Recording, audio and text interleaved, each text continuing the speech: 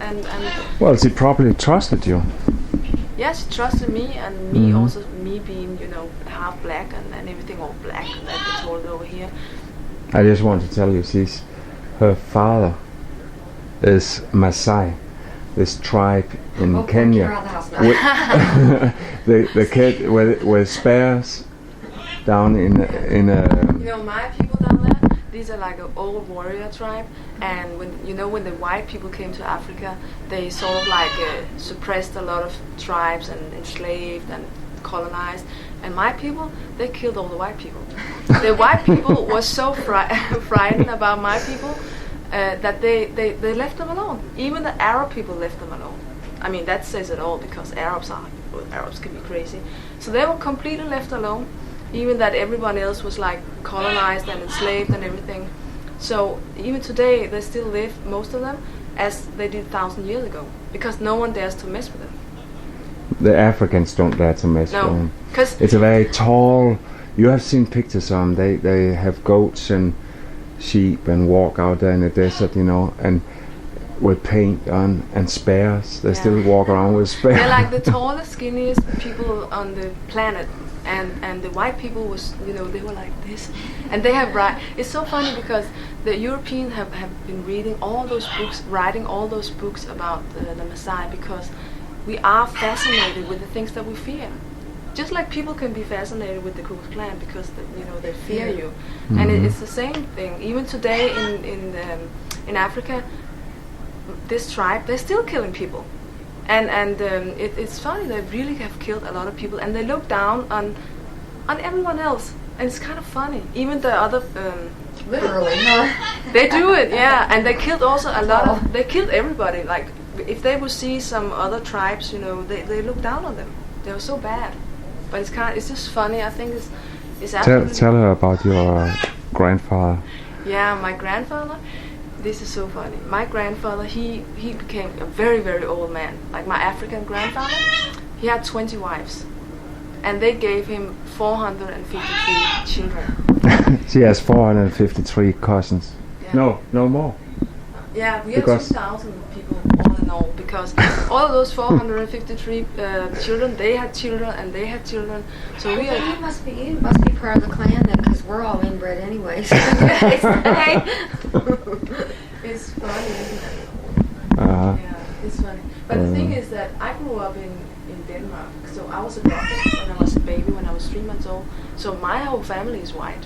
My parents, the people that adopted me when I was 3 months are my parents, and they're all white. And it's kind of funny to. And I never had any problem with racism or anything like that. What was I going with this? No, I just asked her to tell you. We told this guy in a car repair place yesterday about her grandfather having 20 wives, and he was just totally what?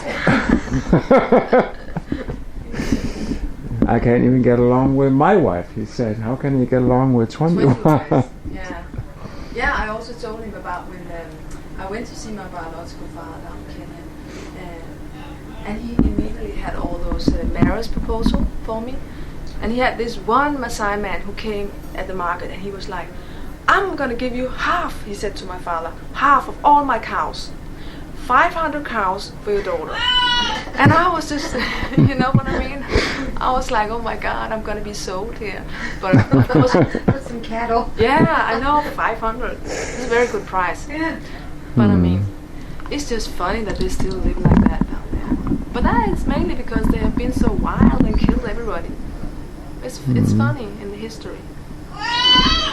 When I hitchhiked around Africa, I got stuck with some of these Maasais out there, and I was weird because they are totally unlike anybody in Africa, and I couldn't get across the border to Kenya, so I ended up staying with them for a week or so while I waited to get into Kenya, and some of them let me stay in their hut. It was just made of branches like this, and you could just look through out to the sky all the time. But all night they lock in all their goat kids at night, you know, so I had 100 goat kids jumping over my stomach all night, you know. I never got any sleep with a You had a roof massage. over your head though. Yeah, it's funny Somewhat. because Jacob, when I first met him, he was like, "Oh, I didn't like the massage so much." I said, "No, you know why you didn't like it? Because they didn't react to you like, oh, you know, they're like this."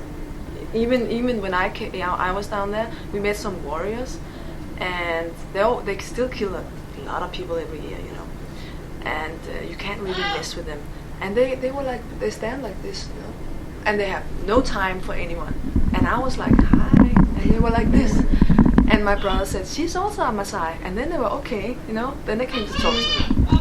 So Jacob, he's probably, maybe because of your ego, you know, you used to What about charming your ego? everyone. You have just as big an ego, you know. Yeah, but you know, so he's used to, you know, people are, oh, Jacob. These people have probably been like, oh, served. So I understand you didn't like them. No, I didn't say I didn't like them. No. I didn't like to eat their food because all it was milk and blood mixed. Milk and goat milk and cow blood. When there's a drought, then you know you need iron, and you get that from like blood, from cow blood. You put that, throw that on the floor. I just totally Just fell crush my down. USA hat, why don't you?